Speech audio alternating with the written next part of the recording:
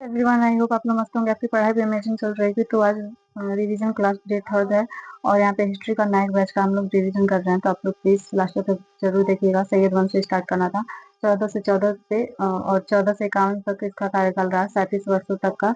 इसके संस्थापक थे खिज्र खां और फिरोज शाह तुगलक के समय मुल्तान का सूबेदार था। तैमूर लंका सेनापति बना। तैमूर ने भारत से लौटते समय लाहौर, मुल्तान और दीपालपुर का सूबेदार नियुक्त किया था इसको। ठीक है, यह स्वयं को पैगंबर मोहम्मद का वंशज बताता था। इसने सुल्तान की उपाधि धारण नहीं की थी। इसने रैयत ए आला मतलब का किसान की उपाधि धारण की। इसकी मृत्यु 20 मई 1421 को हुई। इसके बाद मुबारक शाह आता है। शाह का कार्यकाल है 1421 से 1434। खिज्र खां का पुत्र है ये। ठीक है, इसके बाद से इसने सुल्तान और शाह की उपाधि धारण की। इसने अपने नाम के सिक्के चलवाए और खुतबा भी पढ़वाया। इसकी हत्या इसके वजीर सरवर उल मुल्क द्वारा की गई थी। ठीक है, और कमाल उल मुल्क सेनापति बना था इसका। इसने याहिया बिन सरहिंदी को संरक्षण दिया। इसने तारीख में मुबारक शाही लिखी थी। यह सबसे योग्यतम शासक बना। मुबारकाबाद शहर की स्थापना की थी इसने। और इसका मतलब किसके किसके साथ विद्रोह था। खोखर बहलूल लोधी नेता था उसका, जसरत।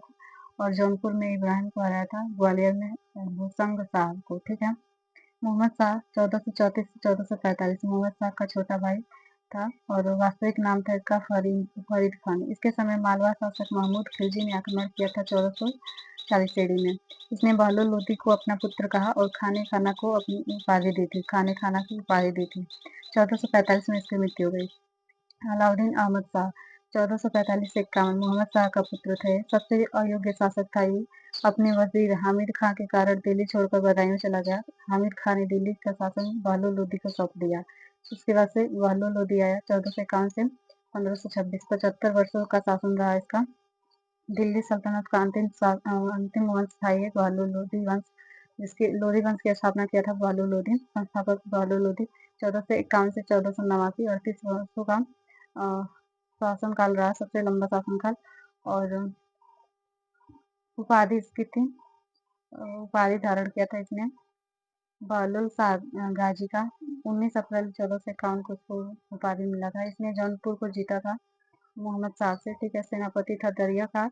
बहलोल लोधी से मिल गया था। यह चाहता था कि इसका बेटा बारबक शाह गद्दी पर बैठे। बहलोल लोधी को द्वितीय सिजेरियन सुल्तान कहते हैं। अंतिम अभियान था इसका ग्वालियर के विरुद्ध 1489 में राजा मान सिंह के समय। तो संधि हुई थी 80 लाख टंका की बहलोल लोधी से। इसमें 3 समस्याएं इसके शासनकाल के दौरान हुआ था। जौनपुर, गुजरात, मालवा शक्तिशाली थे। अफगान सरदार और अमीर जागीरदार थे। ठीक है, इसकी मृत्यु की बात करें तो इसकी मृत्यु हुई 1489 में। इसका मकबरा दिल्ली में है। और मसनद ए अली बहलोल लोधी को कहा जाता है। बहलोल लोधी के 3 पुत्र थे यहाँ पे। बयाजिद पुत्र आजम था इसका। और जौनपुर को इसको मिला था दूसरा बेटे को बारबक। सिकंदर लोधी तीसरा पुत्र था इसका। हुमायूं ने कालपी छीन लिया था इससे आजम से। ठीक है, 1 वर्ष में इन सबको हराया था। सिकंदर लोधी की बात करें तो 1489 से 1570 तक बहलोल लोधी का तीसरा पुत्र था। अन्य नाम इसका निजाम खां था। यह गुलरुखी शीर्षक से कविता लिखता था। ठीक है, बंगाल में इसका अलाउद्दीन हुसैन शाह से विरोध था। इसी के समय भारतीय संगीत पर पहला फारसी ग्रंथ लफ्जत के सिकंदर शाही लिखा था। नाजिम अहमद द्वारा लिखा गया था। इसी के समय मियाँ भूइयाँ ने 2 ग्रंथ लिखे। फरहंग ए सिकंदरी आयुर्वेद के लिए, तिब्बत ए सिकंदरी। वजीर था मोढ़ की मस्जिद दिल्ली बनवाई। ठीक है, दिल्ली में बनवाया था मोढ़ की मस्जिद।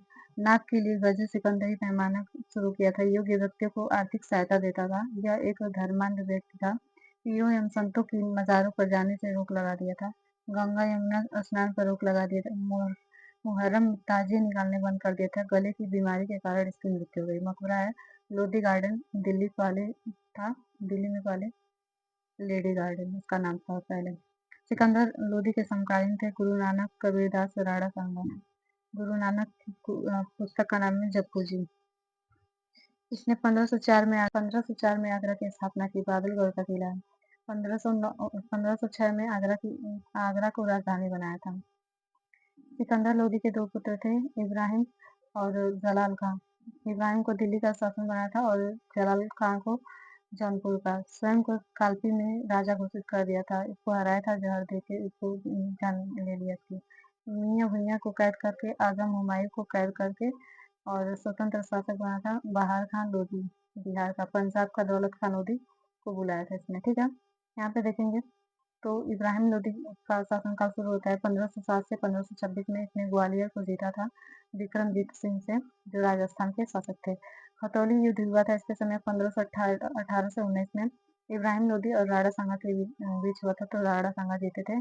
पानीपत का प्रथम युद्ध हुआ था 21 अप्रैल 1526 ईस्वी में बाबर और इब्राहिम लोधी के समय, इब्राहिम लोधी के साथ, ठीक है। तो इब्राहिम लोधी इस युद्ध में मारा गया था। तो इस तरीके से जो है दिल्ली सल्तनत का कार्यकाल यहीं पर समाप्त होता है। इब्राहिम लोधी दिल्ली सल्तनत का लास्ट शासक था। इसके बाद से मुगल वंश का स्टार्ट होगा, तो हम लोग मुगल वंश को भी देखेंगे आज के इस वीडियो में। तो प्लीज आप लोग वीडियो को लास्ट तक जरूर देखिएगा, आपको ज्यादा फायदा मिलने वाला है, क्योंकि यहाँ से क्वेश्चन बहुत ज्यादा पूछे जाते हैं। मुगल साम्राज्य की बात करें तो 1526 से 1857 तक का 316 वर्षों तक का शासनकाल। संस्थापक है इसका जहीरुद्दीन बाबर। बाबर का काल था 1526 से 30 तक, ठीक है। वंश इसका माना जाता है चगताई वंश, ठीक है। इसके पिता थे उमर शेख मिर्जा। जन्म स्थान था इसका फरगाना, उज्बेकिस्तान में माना जाता है, ठीक है। पिता की तरफ से इसकी 5वीं पीढ़ी थी तैमूर लंग से संबंधित था। माता की तरफ से 14वीं पीढ़ी चंगेज खां से संबंधित। बाबर का जन्म 14 फरवरी 1483 में हुआ था। पिता की मौत इसकी हुई थी 1494 ईडी में। बाबर 11 वर्ष 4 माह का था। उद्देश्य है समरकंद में। फर्स्ट प्रयास इसका था 1494 में, असफल रहा। सेकेंड प्रयास 1497 में 100 दिन नियंत्रण रहा, और थर्ड प्रयास था 1501 में 8 महीने नियंत्रण में। व्यस्त था किसके संबंध उज्जैंग सैवानी खां के साथ। 1510 मई में वार हुआ था। अफगानिस्तान की तरफ रुख किया था। चाचा शासक था इसका उलुग बेग मिर्जा। इसके पुत्र थे अब्दुल रज्जाक। गद्दी से हटा दिया गया इसको। बाबर ने काबुल पर 1504 में आक्रमण किया और जीता। बाबर ने 1507 में बादशाह की उपाधि धारण की। भारत में बाबर का भारत पर पहला आक्रमण था 1518 से 19 में। यूसुफ जाई जाति बागौर एंड भैरा जीता था, ठीक है। उसके बाद से बात करें तो 1519 में पेशावर जीता था। 1520 में सियालकोट को जीता। 1524 में लाहौर एंड दीपालपुर को जीता। 21 अप्रैल 1526 में पानीपत का प्रथम युद्ध हुआ था इब्राहिम लोधी और बाबर के बीच, तो बाबर जीता था। आलम खां लोधी इसके साथ थे, और विक्रमजीत सिंह इब्राहिम लोधी के साथ। इस युद्ध में तुगलमा नीति का प्रयोग किया था, जिसे रूमी या उस्मानी विधि कहा जाता है। तुग का प्रयोग किया था, संचालक थे कुली खां। बंदूक का संचालन माना जाता है मुस्तफा खां को, ठीक है। खानवा का युद्ध हुआ था 1527 में। राणा सांगा vs बाबर। बाबर जीता था, जिहाद का नारा दिया था इसी युद्ध में। महमूद लोधी राणा सांगा के साथ थे, हसन खां मेवाती और आलम खां, इन सबको बाबर ने हराया था। उपाधि इस युद्ध के बाद गाजी की उपाधि धारण किया था। इस युद्ध के बाद बाबर के अस्थिर जीवन खत्म हुआ। चंदेरी का युद्ध 29 जनवरी 1528 में मेदिनी राय और बाबर के बीच हुआ था। बाबर जीता था। घाघरा का युद्ध की बात करें तो 6 मई 1529 में बाबर और महमूद लोधी, शेख सासुरी और नुसरत खां, इन तीनों एक साथ थे। महमूद लोधी और बाबर से बाबर जीता था। यह युद्ध जल और थल दोनों पर लड़ा गया। बाबर की आत्मकथा की बात करें तो बाबर नामा माना जाता है। चगताई तुर्क को भाषा में लिखा था। फारसी अनुवाद इसका किया गया था आयदा खां और अब्दुल रहीम खाने खान के द्वारा। इंग्लिश में जॉन लेडेन एंड एस्टील ने लिखा था। इसकी पुस्तकें हैं मुबैयान इस्लामिक कानून पर, मुबैयान दीवार, ठीक है, इस्लामिक कानून पर लिखा गया है। आत्मकथा लिखने वाला पहला शासक माना जाता है बाबर को। तारिख ए रशीदी लेखक है मिर्जा हैदर, बाबर के समय के थे। मृत्यु इसकी हुई थी 1530 ईस्वी में। मकबरा इसका है आराम आलम आगरा में। बाद में काबुल में कर दिया गया, क्योंकि इसकी इच्छा थी काबुल में, ठीक है। इसके 4 पुत्र थे हुमायूं, कामरान, अस्करी और हिंदाल। तो हुमायूं शासक बना इसके बाद से 1530 से 1540, 1555 से 1556, बीच के 10 वर्षों में शेरशाह सूरी का कार्यकाल था इस वजह से। बचपन का नाम था इसका नसरुद्दीन महमूद गोदमीर, ठीक है। 1508 काबुल में जन्म हुआ था इसका। गद्दी पर बैठने से पहले बदखसा का सूबेदार था। राज्याभिषेक इसका हुआ था 1530 में एडी में, आगरा में। इसकी माँ का नाम था माहम बेगम, माहम सुल्ताना। और 1521 में कालिंगर अभियान किया था, जो सफल रहा था। बांदा यूपी में है। शासक इसके थे यहाँ के प्रताप रुद्र देव। हुमायूं के सामने की समस्या थी आर्थिक समस्याएं, अफगान शत्रु, बहादुर शाह और साम्राज्य विभाजन। अस्करी, हिंडाल और कामरान, इनके भाइयों के बीच मतलब साम्राज्य विभाजन हुआ था। संभल में अस्करी का था, मेवात में हिंडाल का, काबुल और कांधार में कामयान, दक्षिणी बिहार में शेर खां का। और इसका 1532 में देवरिया अभियान हुमायूं और शेर खां के बीच हुआ था। हुमायूं सफल हुआ था, शेर खां के साथ महमूद लोदी भी था। ठीक है, 1535 में दीन पनाह नगर की स्थापना की। उसने 1535 में गुजरात विजय हासिल करके वहां का सूबेदार अस्करी को बनाया था। चुनार दुर्ग से समझौता हुआ था। शेर खां ने मुगल आधिपत्य स्वीकार कर लिया था। अपने पुत्र कुतुब को हुमायूं के पास भेजा था। 1539 में इसने बंगाल गौड़ को जीता था, नाम बदलकर जनताबाद रख दिया इसका। दिल्ली से शेख बहलूल का नियंत्रण था। बंगाल अभियान के दौरान शेख बहलूल की हत्या करके हिंडाल ने खुद को दिल्ली का सम्राट घोषित कर दिया था। बहादुर शाह के बीच में देख लिया जाए, 1531 में मालवा को जीता, 1532 में रायसेन को, 1533 में मेवाड़ से संघर्ष, 1535 में चित्तौड़ राजमाता कर्णावती और राणा सांगा के पुत्र विक्रमजीत के साथ इसका संघर्ष था। इसके बाद से बात करें, चौथा युद्ध हुआ था हुमायूं और शेर खां के बीच में 27 जून 1539 को। ठीक है, कर्मनासा और गंगा के बीच हुआ था। इस युद्ध के बाद शेर शाह की उपाधि धारण की थी। हुमायूं की जान निजाम मिस्ती ने बचाई थी। इस युद्ध में शेर शाह की उपाधि धारण किया था शेर खान ने। ठीक है, इसमें शेर खान विजय हुआ था।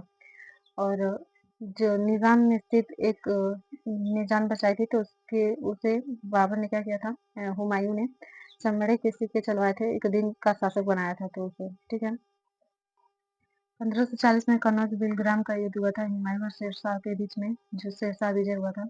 इसी युद्ध के दौरान सेकंड अफगान वंश की स्थापना हुई की थी शेरशाह सूरी ने। हुमायूं भागकर आगरा, पंजाब और सिंध चला गया था। ठीक है, इसने 1541 में हमीदा बानो से शादी की थी, पुत्र अकबर था इसका। 1545 में अस्करी और कामरान से काबुल और कांधार जीता। 1555 में मछीवाड़ा का युद्ध हुआ। हुमायूं और हैबत खान एवं तातार खान सेनापति था इसका सिकंदर शाह। ठीक है, 1555 में सरहिंद का युद्ध जीता था, जिसमें हुमायूं विजय रहा और सिकंदर शाह को हराया था। इसी युद्ध के बाद फिर वह दिल्ली का शासक बने। 1556 में दिन पन्ना पुस्तकालय की सीढ़ियों से गिरकर इसकी मौत हो गई थी। लेन पुल कहता है, हुमायूं जीवन भर लड़खड़ाता रहा और लड़खड़ाते हुए ही उसकी मृत्यु हो गई। ठीक है, इसका मकबरा है दिल्ली में, निर्माण कराया था बीगा बेगम, हाजी बेगम, 1565 से 1572। और ठीक है, मुगलों का कब्रिस्तान मतलब वहीं पे है सबसे ज्यादातर दिल्ली में, कब्रिस्तान कहा गया था इसका, कब्रिस्तान।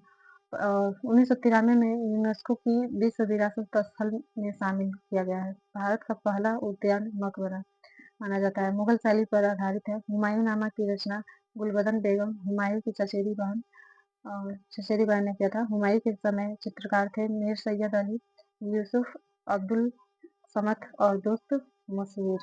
तो आज की वीडियो में इतना ही रहेगा। बाकी के नेक्स्ट वीडियो में रिवीजन करेंगे, तो आप लोग को इसका पीडीएफ चाहिए तो हमारे टेलीग्राम चैनल पर आप लोग जोड़ सकते हो, वहाँ पे आप लोग को भी मिल जाएगा। और बाकी आप लोग अगर खुद से नोट्स बनाते हैं, तो आप लोग डेली उसका मतलब वीक में रिवीजन करते रहिए, ताकि पीछे की जो चीज़ें हैं वो अच्छे से याद आती रहें। और आज की वीडियो में इतना ही। वीडियो अच्छी लगे तो प्लीज़ लाइक शेयर जरूर कीजिएगा, और मिलते हैं नेक्स्ट वीडियो में। Take care, bye.